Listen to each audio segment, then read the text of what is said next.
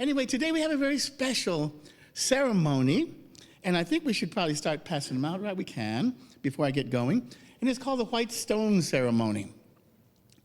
And I'll just briefly explain that it is about listening to Spirit, setting an intention for this coming new year. Because last week, we got rid of all the garbage in our minds, right? We cleared out our minds, created a Zen mind. And so now we get to refill our minds with new, higher thoughts, higher consciousness. And so we're going to do this little ceremony, and I'll guide you through it. And remember that if something doesn't come to you in particular, that's okay. You can take the stone with you later and just contemplate it during the week or whenever. But if something does, the Spirit, something that you need to do, a name or something that you can identify with. Maybe it's health. And you can say, that's my new name. I am health. Because, that's a magic words there. I am. Because in the Old Testament, it says, I am that I am. So anytime you declare something after I am, you're saying that is what you are. I am health. I am peace. I am prosperity. I am love, etc. It doesn't have to be like a noun. It can be an action type thing. So that's just basically setting the stage. And I'll go ahead and start, and because they're going to pass out these stones and a little marker. So this is Happy New Year Part 2. As I said last week, we cleared out the old stuff from the closet that doesn't even fit you, and it's way out of style. Like I told you one day, it would be like me walking up here with a polyester 1970 suit and platform shoes. It would okay, it doesn't really fit anymore. So it's something like that we clear out. And we did that with a burning bowl ceremony last week. But that ceremony has kind of morphed into a dissolving bowl ceremony, where we use dissolving paper instead. And it's for two reasons. Number one, it's safer. And number two, it's something that was brought up to me by one of our congregants. And I really started thinking about that. And I said, she said, it's just a smoother, gentler, easier way to do the same thing with the fire. And it was kind of like an aha moment I had. I said, it really is. And that's part of what makes unity different from tradition. We don't think that, or I don't, that Spirit works in a dramatic way. Spirit works in a peaceful, loving way. And so, I don't know, just that one thought that this person, I don't want to share her name because I didn't ask her if I could, but I appreciate that she said that, and it really just hit me that during the week. So that was a refreshing way of looking at that. And so we make room for the old, and we, by releasing the old ideas, the old habits, the old beliefs that no longer, as we say in unity, serve our highest good. And the purpose, again, is to clear out our consciousness, to make room for new thoughts. And that is the aim of today's White Stone Ceremony. In Unity, we have 14 spiritual tools. And they all work together. But these two in particular work in tandem. And they're called denials and affirmations. And that's essentially what we're doing from last week and this week. We are doing a denial, and then we release it. And so to review, a denial is a release of the energy or power we have given to false and limiting beliefs. An affirmation is a declaration of what already is an eternal idea in eternal mind. And as I said last week, the catch with that statement is that it is an eternal idea in divine mind, big M, but in our small mind, M, it is a possibility. It is awaiting for us to choose it, to come into manifestation. That's why we say that all things are possible with God, and we're learning from quantum physics that this is true. There is this field of infinite possibilities, and whatever manifests is what you choose. That's kind of how it works. So from this perspective, we are the gardeners of our lives.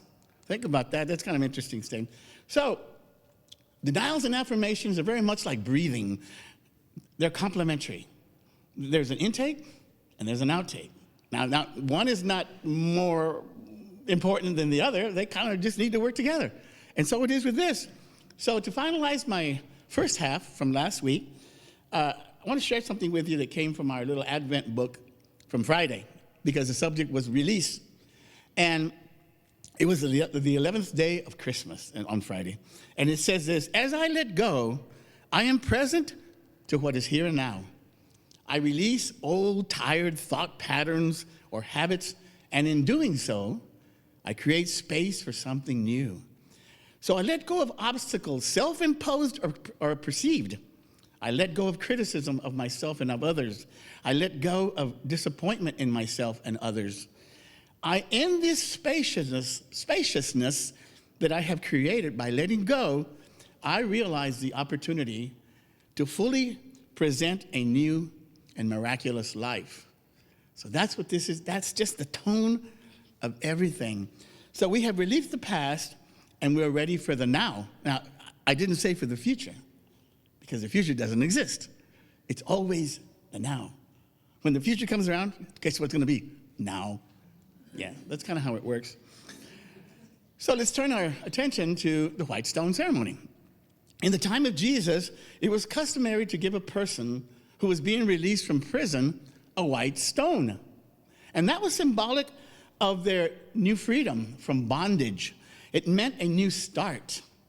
And it also meant it was evidence that they had overcome some kind of limiting condition.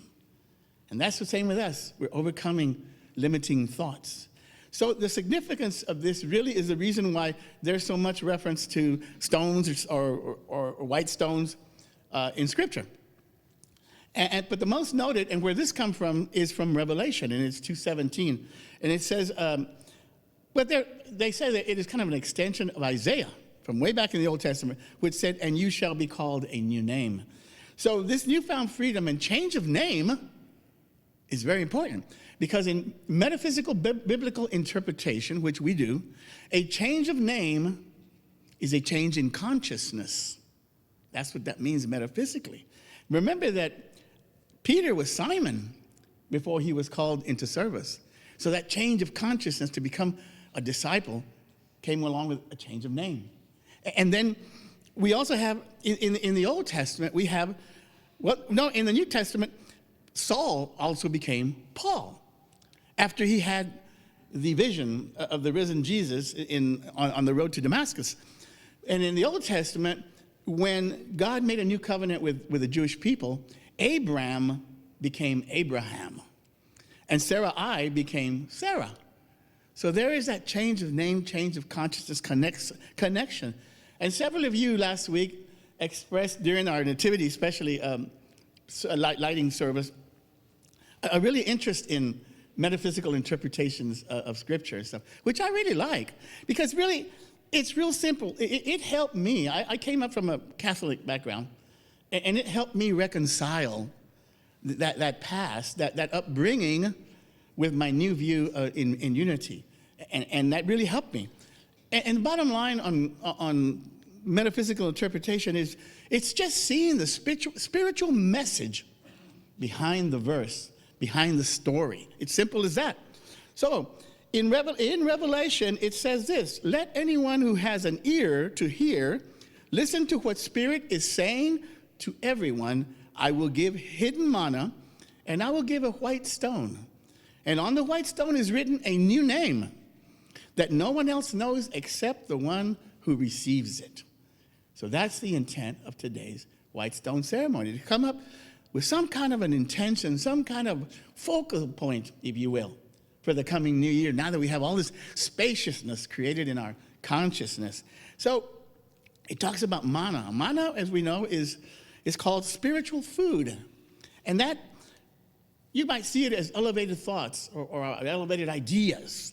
And it says, I came across this definition. It says, it's the spiritual sustenance you receive through your non-local, this is kind of quantum physics-y, through your non-local connection with everything else in the universe.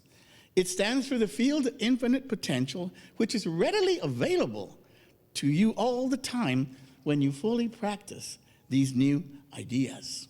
That's interesting. And it's hidden, manna, because it is hidden for most people. Some are completely unaware. As I said a couple of weeks ago, that I told you that there's an outside universe and there's an inside universe. And some people don't even acknowledge that such a thing even exists. Anyway, the book of Revelation in this is hidden, is rich, I should say, with symbology. And this is very much it. But it represents renewal and revitalization. So the name can be your innate divine nature, or it can be anything you identify with in your I amness. I amness. Interesting word. And that eternal presence that is you. It's like your spiritual IP address, it said. I said, that's kind of interesting. So the White Stone suggests aligning yourself with the divine nature and recognizing that you are a spiritual being having a human experience.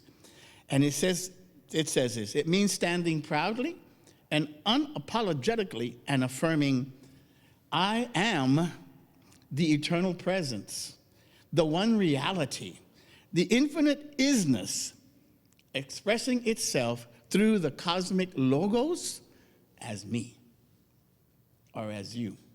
That is profound. And that is the aim of today, to align ourselves. So we're going to make an effort to kind of just open up ourselves to spirit and see what it is that comes to us that we think like, this is what I need to focus on. This is what I need to do. This is my new name. And remember that the name can change. It could change tomorrow. It could change before you walk out the door. But that's okay, because we're constantly changing. But for today's practice, if something comes to you of a name of some sort, some kind of identification, then write it on the stone. And again, there's no pressure. If something doesn't really, I said, yeah, okay, but not really, then hang on to the thought and take it with you. It doesn't have to be now, okay? So let's see. Remember, there's a formula for being what you want to be. I mean, getting what you want to get type thing. If you want to, like they say, if you want more love, then be love. If you want more joy, then be joy. So always remember that, and that's how we're going to work. So I'm going to have Dan give us a little bit of music to kind of just take a deep breath and just let's start setting ourselves in that space where we're open to spirit. Pour yourself in me, pour yourself into my heart. Oh, wonderful Spirit, pour yourself in me, pour yourself into my heart. Oh, wonderful Spirit. So again, close your eyes and hold the white stone in the palm of your left hand. And place your right hand over it. Take a slow, deep breath and exhale just as slowly. Remember, our name means a nature of something. And in this case, it means the nature of your spiritual identity. Ask yourself quietly, what is the one word or phrase, it can be multiple words, that will inspire me, keep me focused, and move me to action this year? Take a slow, deep breath again and exhale. Just as slowly, think of one or two words that describes your highest spiritual essentials. Don't force the name. Just allow it to surface from your depths if it does so.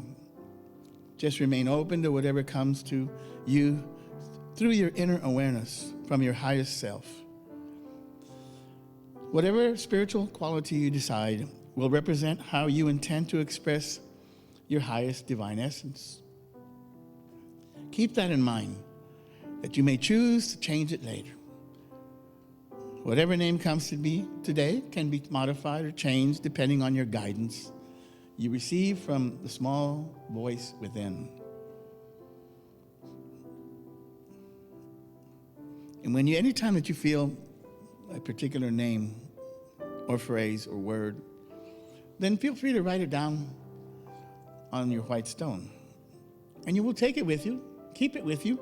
And we even suggest that maybe you put it somewhere If you work or you have a desk or something, put it somewhere where you can see it all the time so that you're constantly reminded and bring you back to focus of you trying to align with this higher consciousness that is with all of us, everywhere present, just everywhere. We live in this ocean of consciousness, loving, intelligent consciousness. Reflect on the name.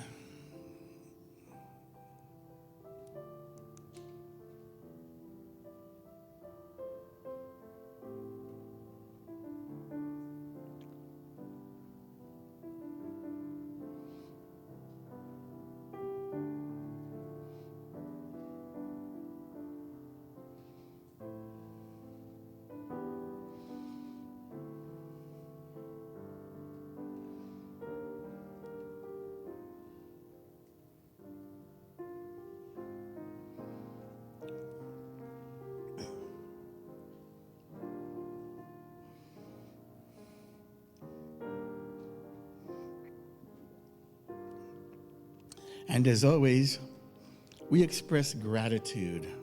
Thank you, Spirit, for guiding me in the direction that you know is for my highest good and the highest good of everyone with me, within my radius that I live with, and the entire world and the entire universe, really. As we set this intention of expanding the consciousness of this universe, of this world, to a higher level of peace and transform this world into a loving, peaceful world for everyone. And so it is.